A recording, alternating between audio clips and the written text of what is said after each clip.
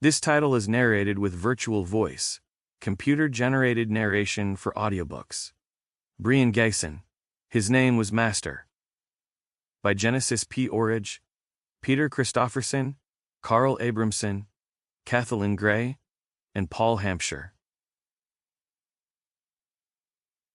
Notes on the preparation of these transcripts. I first received copies of the tapes of these interviews sometime in early 1985, after having known of their existence for some time. After having met Gysin in 1982, and subsequently promising to release a commercial version of his Dream Machine, a promise that was kept, his death in 1986 came after years of talking to Genesis P-Orridge about the wealth of archive material never or hardly touched concerning Gysin and related matters. At that juncture, although a tiny portion of that which lies within these pages had seen the light of published day, much was to be done. The tapes were fast copied on a machine that had perhaps seen better days, and certainly less use. Plus, the cassette tapes themselves were not of the highest quality. Added to this, the originals had suffered some battering over the period between their recording and their being copied for me. The recordings themselves were plagued by technical difficulties of one sort or another, as unfolds in the conversations. In addition, quite a lot of the time the recorder was on. At least one window was open in Gysin's apartment, meaning a lot of traffic noise. Musicians playing outside the Center Pompidou and other general disturbance entered in and blended with the voices in the room, for much of the time too far from the microphone to be truly center stage themselves. At some points, the batteries ran out, resulting in the signal fading in volume gradually over ever more agonizing minutes, until eventual cessation. At others still, the ingestion on the part of the participants of bourbon and hashish also conspired to render intelligibility a fragile entity, to say the least. Gysin himself also went off at times to the kitchen, but continued on his way out, on a few occasions, to converse.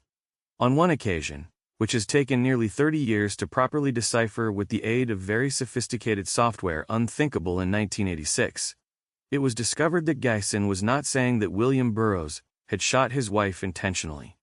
Many such examples are littered all the way through the recordings, albeit perhaps not quite as dramatic as the latter example. Over the course of what I remember as having been 3 months, I dutifully plowed my way through the tapes, transcribing everything onto an IBM machine, which was somewhat of a hybrid typewriter and computer. That is to say, the machine was capable of storing information internally and externally, by means of a floppy disk. It was somewhat complicated, with many arcane combinations of keystrokes, and a very unintuitive manner of operation generally. The machine held approximately one paragraph of text in memory, and periodically had to dump this out to the floppy. Otherwise, if not immediately printed, was lost forever.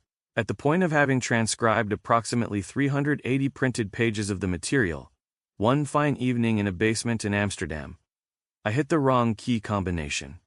There was no undo, and all of the work disappeared before my eyes. My screams could be heard 3 floors up in the upper part of the house. The next day, I began again. In 1986, there was no real access to what was to become termed the Internet, and therefore researching the plethora of references to people, places and things was a very different matter than it is today. Genesis provided me with some references that immediately jumped out at him on reading the transcription I finally finished towards the end of 1986.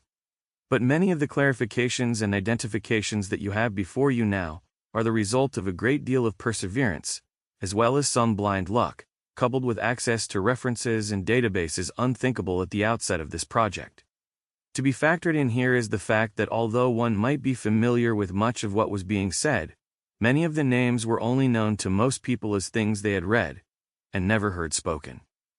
Gysin's pronunciation, especially of French names, is highly idiosyncratic at times, and led this writer down many a blind alley, and caused much violent slapping of head when it was finally revealed just what or who was being talked about.